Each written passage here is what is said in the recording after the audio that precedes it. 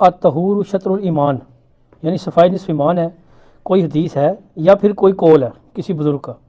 اگر یہ قول ہے تو کس کا ہے، اور اگر حدیث ہے تو پلیز اس کو تشریح فرما دیں۔ وہ کچھ عرصہ پہلے میں نے ایک اہل حدیث عالم کا خطبہ سنا یوٹیوب پہ، وہ کہہ رہا تھا یہ حدیث، ہاں وہ کر لیں جو بھی کر لیں، آپ پاکیزگی، جی، تو وہ اہل حدیث عالم بھی کہہ رہے تھے یہ کوئی حدیث نہیں ہے۔ سر یہ حدیث ہے صحیح مسلم میں، سر مشکات میں طہارت والے چیپٹر میں پہلی حدیث ہی یہی ہے۔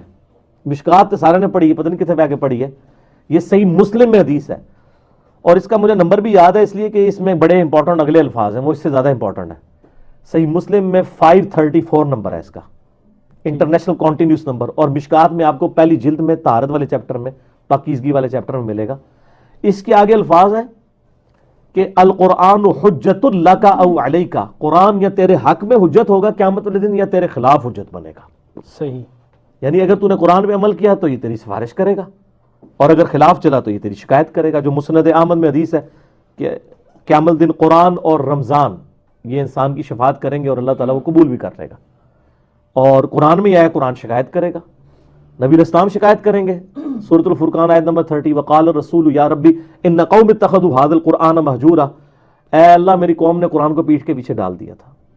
تو یہ الطہور شطر الایمان یعنی پاکیزگی یا طہارت نصف ایمان ہے، یہ حدیث صحیح مسلم میں نصف ایمان ہے یا ایمان کا حصہ ہے، دونوں ترجمے درست ہیں۔ تو اس کا مطلب ایک تو یہ ہے کہ سب سے بڑی پاکیزگی تو ہے کہ کسی کے عقیدے میں شرک نہ ہو، ٹھیک ہے، شرک سے پاکیزگی، سب سے بڑی گندگی تو شرک ہے نا۔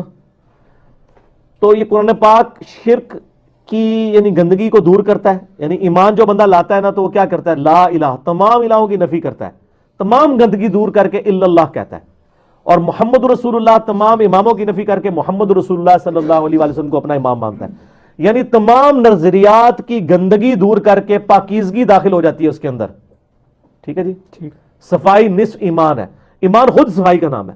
دوسرا ہماری کئی ایک اعمال کی جو ایکٹیویٹیز ہیں وہ صفائی کے اوپر ڈیپینڈنٹ ہے، نماز بالکل ٹھیک، طہارت کے بغیر ہو ہی نہیں سکتی، صحیح مسلم میں حدیث ہے کہ طہارت نماز کی کنجی ہے، جس کا وضو نہ صحیح ہو، غسل صحیح نہ ہو، کپڑے پاک نہ ہو، وہ نماز نہیں پڑھ سکتا، یا نماز پڑھے گا تو قبول نہیں ہوگی۔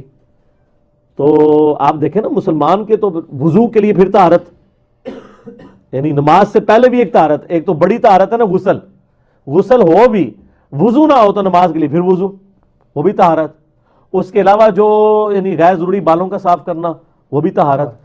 تو روحانی یعنی ٹینجیبل بھی اور نان ٹینجیبل بھی، حصی بھی اور غیر حصی بھی جو گندگیاں ہیں ان کو دور کرنے کا نام پاکیزگی ہے۔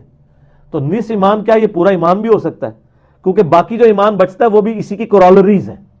یہ تو صرف سمجھانے کے لیے کہا گیا کہ جو میجر پورشن، بلکہ اس کا صحیح ترجمہ ہوگا الطہور شطر الایمان، ایمان کا میجر پورشن جو ہے وہ پاکیزگی ہے، اسی کے گرد سب کچھ گھومتا ہے۔ آپ دیکھ لیں آپ کی 24 گھنٹے کی زندگی پاکیزگی ہے گرد، اور مسلمان تو آپ دیکھیں کتنا پاکیزہ ہے۔ اسی لیے اکثر لوگ کہتے ہیں کافروں سے بو آتی ہے، اور کہتے ہیں کافر نے تاں دی بو، سر کافر والے کام تسی شروع کر دو نا، تسی نماز ہی پڑھو تو ہی بو آنی شروع ہو جائے گی۔ جب کوئی غیر ضروری بال صاف نہیں کرے گا اور پسینہ اور تعفن اس میں پھیلے گا، یہ پرفیومیں کیوں ایجاد کی گئی تھی؟ نہ یہ نہاتے تھے، نہ یہ بال اس طریقے سے اہتمام سے صاف کرتے تھے، تو پھر بدبو آتی تھی، تو انہوں نے خوشبوئیں ایجاد کر لیں۔ خوشبو تو ویسے پہلے سے موجود تھی، لیکن یہ جو گوروں نے میں اتنی اسٹیبلش ہوئی ہیں نا پرفیوم، اسی وجہ سے ہوئی ہیں۔ اس لیے آپ دیکھیں مسلمان، آپ یقین کریں میں چائنا گیا ہوں نا 2004 میں،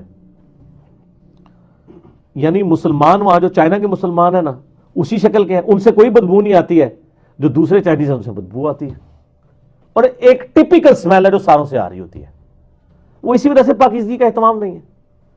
ہمیں تو اس کا پابند کیا گیا نا، صحیح مسلم میں حدیث ہے کہ نبی علیہ السلام نے 40 دن کی حد مقرر کی ہے زیر ناف بال اور بغلوں کے بال صاف کرنے کی، یعنی 40 دن کے اندر ایک دفعہ کرنا ہی کرنا ہے۔ وہ یہ کہتے ہیں چاول کے دانے جتنے ہوتے ہیں یہ کوئی بات نہیں ہے، 40 دن کے اندر ایک دفعہ کر لیں بس کافی ہے۔ ٹھیک ہو گیا۔ نیکسٹ کوشچن ہے جی بھائی، گھر میں بیل لگوانا کیا شیطانی کام ہے؟ کیونکہ میوزک کی آواز تو اسلام میں حرام ہے، اسی طرح موبائل فون کی بیل کا بھی بتائیں ذرا۔ یار شیطانی والا چکر ہو رہا ہے، وہ جب کوئی ایک ہارمونی کے ساتھ کوئی بیل بج رہی ہو، کوئی ناچ گانا شروع کر دے اس کے اوپر، تو یہ ڈنگ ڈونگ جو بیل ہے اس کے اوپر کس نے ناچنا ہے؟ تو کوئی ہارمونی کے ساتھ تو یہ نہیں ہوتی، یا موبائل کے اوپر گانوں کی نہیں ٹونز ہونی چاہیے بالکل، جس سے آپ کا ایک ذہن کسی غلط شاعری کی طرف چلا جائے. گانا تو اسلام میں کوئی حرام نہیں ہے, وہ تو بخاری میں موجود ہے. ہمیں تو میوزک سے یا شرکی الفاظ سے اختلاف ہے نا. باقی ایسا میوزک یعنی جو انسان کو غلط طرف لے جائے, وہ تو اس طرح کی کوئی ٹون نہیں. آپ سمپل رنگ ٹون پرانی اولڈ فون بیل ڈالو سر, اولڈ فون بیل, کسی گانے شانے کی نہ لگائیں, اور تلاوت بھی نہ لاؤ جناب, مہربانی کرو. ٹوائلٹ میں چلے جاتے ہیں, وہاں پہ جناب اعوذ باللہ من الشیطان الرجیم شروع ہو جاتا ہے, ٹھیک ہے نا. یعنی مجھے نہیں سمجھ آئی کس نے ان کو پٹی پڑھائی ہے کہ قرآن کی آیات کی انہوں نے رنگنگ ٹونز لگا دی ہیں. یعنی انسان کس وقت کیا حالت میں ہوتا ہے, کدھر ہوتا ہے, پھر عجیب و غریب ایک معاملہ شروع ہو جاتا ہے. کون اہتمام کر سکتا ہے, اتنی یاداشت کسی کی ہوتی ہے؟ تو سب سے بیسٹ جو ہے نا اولڈ فون بیل. سر گوگل میں جا کے لکھیں اولڈ فون بیل, ڈاؤن لوڈ کریں, بالکل فری, بڑی پیاری بیل ہے وہ, ٹرین کر کے. اچھا, تو مجھے تو ویسے ضرورت نہیں پڑتی کیونکہ میں تو موبائل فون میرا تو 3-4 دن بعد ایک بار بچتا ہے, کیونکہ 3-4 بندے نہیں دیتے ہیں ایسے. جی جی کیونکہ میں اسی لیے پھر مجھے جب کوئی پوچھتا میں کہتا ہوں میں موبائل استعمال ہی نہیں کرتا.